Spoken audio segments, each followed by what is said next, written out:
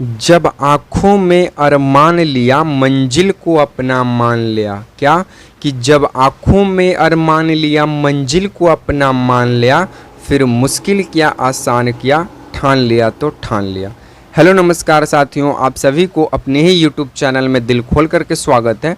जैसे मैं लगातार वीडियो से आपको पता चल रहा होगा कि इस चैनल से लूसेंट का जीके जीएस के प्रश्न कराया जाता है, जो कि सभी परीक्षाओं के लिए उपयोगी है। आप बीपीएससी या फिर बीपीएससी शिक्षक भर्ती, बिहार पुलिस, बिहार दरोगा, बिहार एसएससी, रेलवे, बैंकिंग या फिर डिफेंस, आप किसी भी एग्ज़ाम की प्रतियोगी परीक्षा की तैयारी कर रहे हैं, आपका उसमें जीके जीएस का सवाल जो है वो यहीं से देखने को मिलेगा। क्योंकि हमारे चैनल से जो भी जीके जीएस के सवाल कराए जाते हैं, उन सभी सवालों का PYQs होते हैं, उन सभी सवालों का फुल डिस्कशन कराया जाता है। तो पहले आप वीडियो देखिए, वीडियो पसंद आता है तभी वीडियो को लाइक करेंगे, शेयर करेंगे एंड कमेंट करेंगे। बाकी एक का पहला ABC जो भी उत्तर होगा, दो का ABC जो भी उत्तर होगा, आप ऑप्शनों के साथ A का A, B का D इस तरह से देंगे। बाकी चलिए, ज़्यादा हम समय को हम गंवाएंगे नहीं, सीधे सवालों पर हम प्रहार करेंगे और सबसे पहला सवाल से हम आपकी शुरुआत करते हैं। चलिए, सबसे पहला सवाल आपको स्क्रीन पे नज़र आ रहा है। सबसे पहला सवाल क्या कहता है? सबसे पहला सवाल कहता है कि हुमायूं नामा किसके द्वारा लिखा गया? बताइए। Option A Babur, option B Abul Fazal, option C Ibn Battuta, option D Gulbadan Begum. तो आपको बता दें साथियों, ये जो हुमायूं है ये किसका बेटा था? तो हुमायूं बाबर का बड़ा बेटा होता है। बाबर का बेटा कौन था? हुमायूं था, ठीक है। और हुमायूं का बेटा कौन था? तो हुमायूं का बेटा था अकबर। हुमायूं का बेटा कौन था? अकबर था, ठीक है। चलिए, तो हमसे पूछा है सवाल कि हुमायूं नामा किसके द्वारा लिखा गया? तो हुमायूं नामा जो है ये गुलबदन बेगम के द्वारा लिखा गया, ठीक है। चलिए, उससे पहले हम आपको बता दें कि जो हुमायूं का बाप का नाम है बाबर। बाबर कौन हुआ? पिता हुआ किसका? हुमायूं का। और हुमायूं का बेटा का क्या नाम हुआ? अकबर। तो अकबर बेटा हुआ किसका? हुमायूं का, ठीक है। चलिए, हुमायूं का बहन का नाम है गुलबदन बेगम। गुलबदन बेगम ये कौन है? तो ये बहन है। ये कौन है? बहन है किसका? हुमायूं का। हुमायूं का बहन गुलबदन बेगम और बाबर का बेटी है। बाबर का कौन सी लगी? बेटी लगी। कौन? गुलबदन बेगम, ठीक है। तो आप बताइए, हुमायूं नामा किसके द्वारा लिखा गया? तो हुमायूं नामा जो है साथियों ये गुलबदन बेगम के द्वारा लिखा गया। तो इस प्रश्न का राइट आंसर ऑप्शन नंबर 4 जो है वो सही होगा, ठीक है। चलिए, इब्न बतूता के द्वारा जो है रहेला लिखा गया। रहेला, ठीक है। रहेला एक पुस्तक का नाम है। यही रहेला जो है इब्न बतूता के द्वारा लिखा गया। और इब्न बतूता जो है ये मोरक्को का यात्री था। मोरक्को का यात्री था। कहाँ का यात्री था? मोरक्को का यात्री था।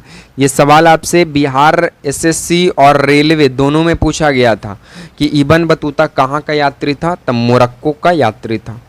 बाकी हम लोग अबुल फजल की बात करें साथियों, तो अबुल फजल जो है आईने अकबरी और अकबरनामा लिखा।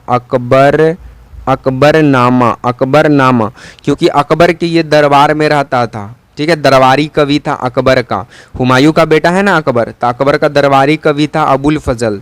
तो अबुल फजल ने अकबरनामा लिखा और आईने अकबरी लिखा। आईने अकबरी, ठीक है। आईने अकबरी। अच्छा, बाबर जो है ये किस वंश की स्थापना करता है? तब बाबर जो है मुगल वंश की स्थापना करता है। मुगल वंश की स्थापना कौन करता है? बाबर। और बाबर जो है अपनी आत्मकथा लिखता है। बाबरनामा किसके द्वारा लिखा गया? बाबर के द्वारा, जो कि बाबर की आत्मकथा तुर्क भाषा में लिखा गया है। बाबर मुगल वंश का संस्थापक है। बाबर का बेटा हुमायूं है। हुमायूं का बेटा अकबर है। अकबर के जो दरबारी कवि है अबुल फजल, इसके द्वारा अकबरनामा लिखा गया। हुमायूं नामा गुलबदन बेगम उसी की बहन के द्वारा लिखा गया। इब्न बतूता के द्वारा रहेला लिखा गया और बाबर के द्वारा बाबरनामा लिखा गया। तो पहला नंबर सवाल से इन सभी सवालों का खात्मा हो चुका है। तो इसे आप नोटबुक में नोट करेंगे। इससे हम फिर नेक्स्ट प्रश्नों की ओर जब आगे बढ़ेंगे तो ये इरेज हो जाएगा ऑटोमेटिक, ठीक है। तो आई होप कि आप इसे नोट किए होंगे, स्क्रीनशॉट ले लिए होंगे। चलिए नेक्स्ट हमारा सवाल बोलता है कि हर्यक वंश के संस्थापक कौन थे, बताइए। तो आपको बता दें कि जो हर्यक वंश है ये मगध का सबसे शक्तिशाली वंश था। कौन? हर्यक वंश। तो बताइए बाबर है, गोपाल है, खिर्ज खां है या बिंबिसार है। तो एक एक करके हम पहले ऑप्शनों को बताते हैं। बाबर, अभी पिछले वीडियो अभी हम पीछे प्रश्न में बताएं कि बाबर जो है ये मुगल वंश का क्या है? संस्थापक। मुगल वंश का संस्थापक कौन है? बाबर। गोपाल जो है साथियों ये है पल्लव वंश का संस्थापक। पल्लव वंश का संस्थापक गोपाल है। खिर्ज खां जो है साथियों ये है सैयद वंश का। सैयद वंश का संस्थापक कौन है? खिर्ज खां। बिंबिसार साथियों, तो बिंबिसार जो है ये हर्यक वंश का संस्थापक है। हर्यक वंश का संस्थापक कौन है? बिंबिसार। अच्छा, यहाँ से 2-3 और वंश हम लिखवा देते हैं। जैसे मैं एक आपसे पूछेगा सुंग वंश, ठीक है, सुंग वंश। तो सुंग वंश के कौन है बताइए? तो सुंग वंश के है पुष्यमित्र शुंग। शुंग वंश का पुष्यमित्र शुंग है। उसके बाद आप बताइए इसका मलिक फिरोज किस वंश का संस्थापक है? मलिक फिरोज किस वंश का संस्थापक है? तो मलिक फिरोज जो है साथियों ये है आपका किस चीज का? खिलजी वंश का, ठीक है, खिलजी वंश का संस्थापक कौन है? मलिक फिरोज। अच्छा, ये राष्ट्रकूट वंश का कौन है? राष्ट्रकूट वंश का, तो राष्ट्रकूट वंश का संस्थापक है दांती दुर्ग, ठीक है। तो सेकंड नंबर सवाल से इन सारा सवाल आप याद रखेंगे। बाकी जो क्वेश्चंस था हर्यक वंश के संस्थापक कौन है, तो वो है बिंबिसार। तो इस प्रश्न का राइट आंसर ऑप्शन नंबर 4 सही होगा, ठीक है। बाकी इन सारे सवालों को आप नोटबुक में नोट करेंगे। ये कहीं ना कहीं सवाल सारे एग्जाम में पूछे हुए हैं साथी। चलिए नेक्स्ट बोलता है कि गोदावरी की सहायक नदी निम्न में से कौन सी है? वर्घा है, भीमा कोयना मूसी है, हेमावती अमरावती है या वैनगंगा पेनगंगा है। तो आपको बताया था कि जो गोदावरी नदी है ये महाराष्ट्र के नासिक जिले के त्र्यंबकेश्वर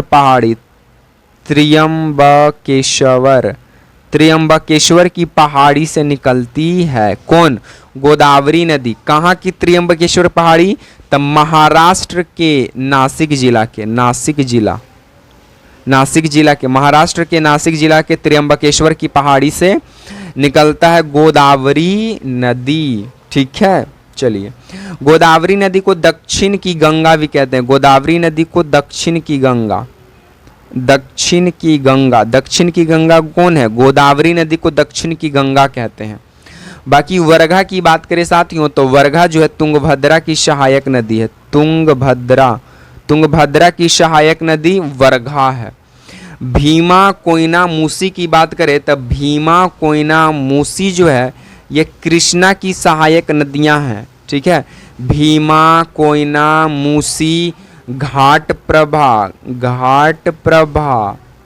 और मालप्रभा ये सब जो है ये किसकी सहायक नदी है? तो ये सभी कृष्णा की सहायक नदी है, ठीक है। इस बात को आप ध्यान देंगे।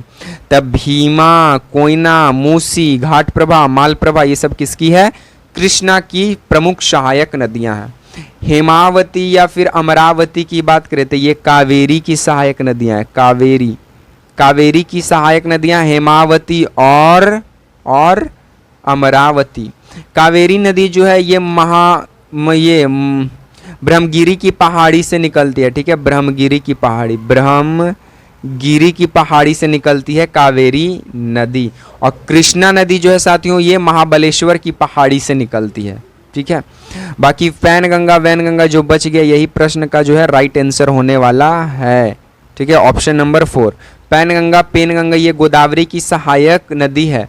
बाकी गोदावरी की सहायक नदी है वैनगंगा पैनगंगा। उसके बाद मंजरा भी है, मंजरा आपका हो गया। उसके बाद पूर्णा हो गया, ये सभी जो है किसकी सहायक नदियां हैं?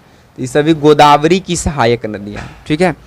तो आपसे ये सारा इस प्रश्न का भी खात्मा हो चुका है। जितने भी इंपॉर्टेंट फैक्ट्स बन सकते थे, ऑप्शनों से बन सकते थे, सवालों से बन सकते थे, उन सभी सवाल इंपॉर्टेंट फैक्ट्स आपके समक्ष प्रस्तुत कर दिए। इन सभी को नोटबुक में नोट कर लेंगे और ये सभी एग्जाम के लिए ज़्यादा अधिक महत्वपूर्ण रखता है।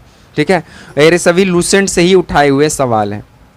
तो आई होप कि आप इसका स्क्रीनशॉट या फिर नोट किए होंगे। तो चलिए हम लोग नेक्स्ट सवालों की ओर हम लोग आगे बढ़ते हैं। नेक्स्ट सवाल बोलता है कि 1793 में बंगाल का स्थायी बंदोबस्त कौन लागू किया था? Cornwallis, Dalhousie, Lytton, Ripon. तो एक एक करके समझिए। 1793 में बंगाल का स्थायी बंदोबस्त जो है साथियों, ये लॉर्ड कॉर्नवालिस ही लागू किया था। ठीक है, तो इस प्रश्न का right answer option number A होगा।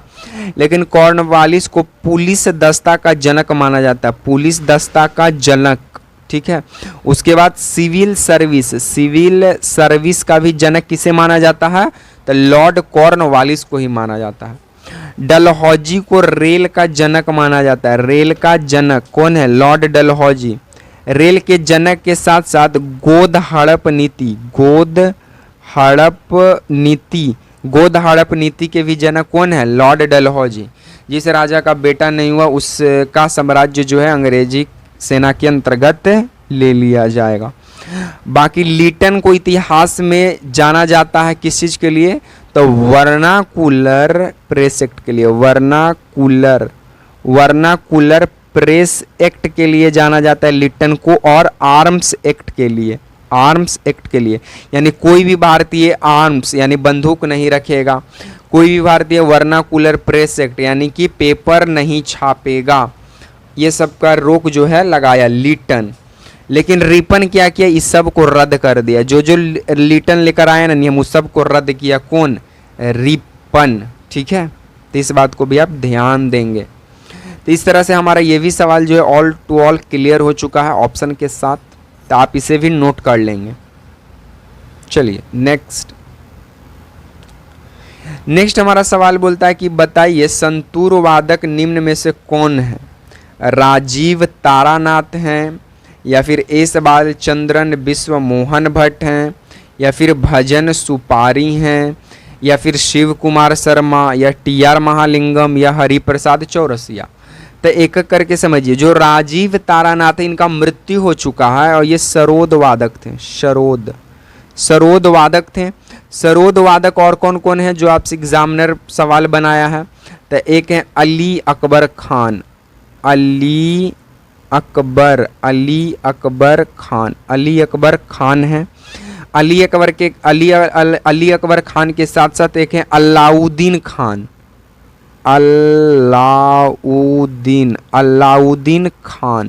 तो ये सभी जो हैं क्या है? सरोद वादक हैं। ठीक है, तो ये तो होगा नहीं ऑप्शन। बाकी एस बालचंद्रन और विश्व मोहन भट्ट जो हैं ये लोग बीना वादक हैं। बीना वादक तो बीना वादक कौन हो गए? एस बालचंद्रन और विश्व मोहन भट्ट, तो ये भी नहीं होगा। बाकी भजन सुपारी और शिव कुमार शर्मा जो है ये है संतूर वादक। तो आपका इस सवाल का राइट आंसर ऑप्शन नंबर 3 ही होगा सही। ठीक है, तीसरा भजन सुपारी और शिव कुमार शर्मा संतूर वादक हैं। बाकी टी.आर. महालिंगम की बात करें, हरिप्रसाद चौरसिया की बात करें, या फिर पन्ना लाल घोष की बात करें, या फिर एन रमानी की बात करें, या फिर एक यही है, हाँ, ये सारी की अगर हम बात करें तो ये सभी क्या है? बांसुरी वादक हैं। बांसुरी बजाते हैं, बांसुरी वादक। ठीक है, तो इस तरह के से हमारा ये भी सवाल जो है ऑल टू ऑल क्लियर हो चुका है ऑप्शन और की पॉइंट्स के साथ। और ये सभी लूसेंट से उठाए गए सवाल आपसे एग्जामिनर पूछ सकता है। बाकी साथियों आज का हमारा सीरीज यहीं पे समाप्त होता है, द एंड शो। बाकी वीडियो पसंद आए तो वीडियो को लाइक करें, वीडियो को शेयर करें एंड चैनल को सब्सक्राइब करेंगे। और बाकी आप किसी भी एग्ज़ाम की तैयारी कर रहे हैं, अगर आपसे जीके जी सवाल पूछे जाते हैं तो आप इस चैनल के वीडियो लिस्ट में जाकर आप ऑल वीडियो को देख सकते हैं। ठीक है, बाकी तब तक लिए मस्त रहिए, पढ़ते रहिए, स्वस्थ रहिए। इसी तरह के सीरीज के साथ आपसे मिलेंगे अगले वीडियो में। तब तक के लिए आप तमाम साथियों को देखने के लिए जय हिंद, वंदे मातरम।